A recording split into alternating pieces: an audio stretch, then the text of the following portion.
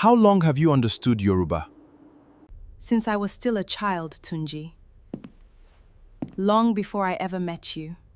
They called me a fool to my face, smiling, laughing, planning my whole life away in a language they thought I couldn't understand.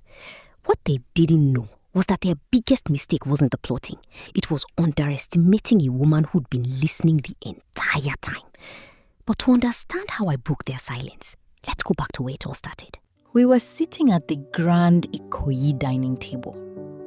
My brother-in-law, Bayo, leaned over to my husband and spoke in Yoruba. Does this your wife even understand anything we are saying, or is she just smiling like a fool? She doesn't understand a single word of Yoruba. You can say anything. I kept my face soft. I kept chewing my jollof rice like a woman with nothing on her mind. What they didn't know was that I grew up in Ile-Ife. I was raised by Mama Yetunde, a retired school teacher who taught me proper deep Yoruba. The proverbs, the riddles, the insults. I arrived in Lagos at 22. That was where I met Tunji. He was sweet, attentive, and came from old Lagos money. I fell in love, thinking I had finally found a home. 7 months into our marriage, I came downstairs quietly for some water. On the back veranda, I heard my husband and his brother plotting. Papa is planning to give the Apapa warehouse shares to his daughters. If that happens, our control of the company drops below 60%. We need Papa to sign the new shareholding structure before his heart condition worsens.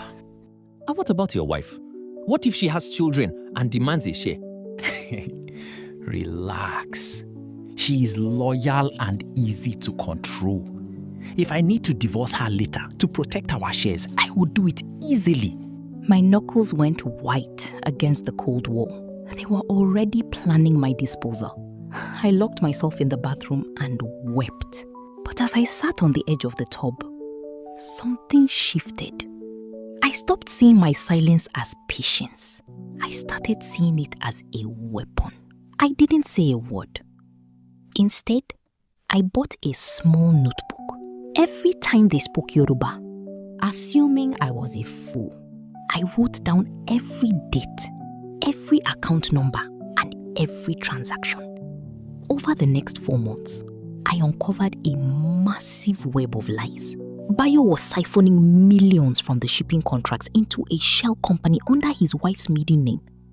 And Tunji was helping him cover it up. I secretly compiled the evidence and handed it all to Naomi, the family's strict, highly respected lawyer.